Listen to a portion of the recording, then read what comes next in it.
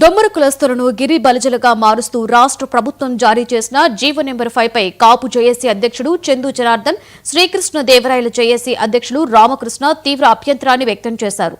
శ్రీ సత్యసాయి జిల్లా పుట్టపర్తిలో బలిజ కులస్తులతో సమావేశమైన నేతలు నియోజకవర్గ సమస్యలపై చర్చించారు.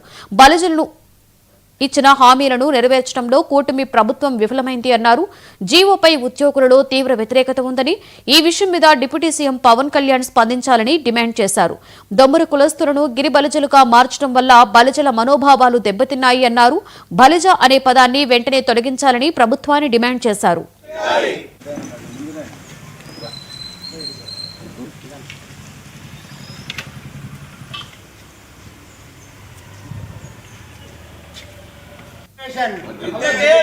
BC reservation, BC reservation, గిరి బలిజలో బలిజను, బలిజల ఐక్యత, బలిజల ఐక్యత, బలిజల ఐక్యత, జై బలిజ, జై బలిజ, జై బలిజ, జై బలిజ, జై బలిజ,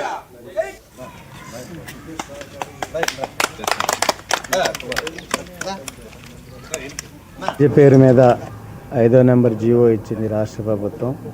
బలిజల్ని అవమానించే విధంగా ఇచ్చిన జీవో నెంబర్ 5ని రద్దు చేయాలని రాష్ట్ర కాపు జేఏసీ పక్షాన డిమాండ్ చేస్తూ ఉన్నా.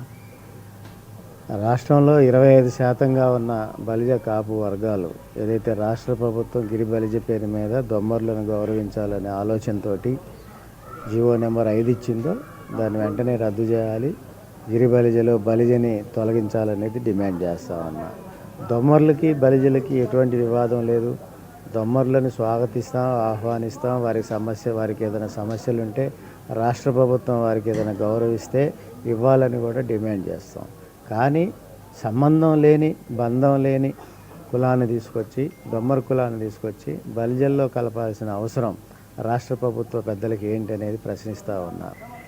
ఈరోజు బలిజ వర్గ సమస్యలు అనేకం ఉన్నాయి. బలిజ వర్గ సమస్యల మీద దృష్టి పెట్టకుండా కూటమి ప్రభుత్వం రాష్ట్రంలో అధికారంలో రావడానికి ప్రధాన కారణమైన బలిజ వర్గం మీద కక్ష సాధింపు చర్యగా గిరి బలిజ పేరు మీద జీవో ఇవ్వటం బలిజల మీద దాడిగా రాష్ట్ర కాపు జేఏసీ భావిస్తూ ఉంది. వెంటనే రాష్ట్ర ప్రభుత్వం జీవో 5ని ఉపసంహరించుకోవాలి, గిరి బలిజలో బలిజని తొలగించాలనేది డిమాండ్ చేస్తూ ఉన్నా.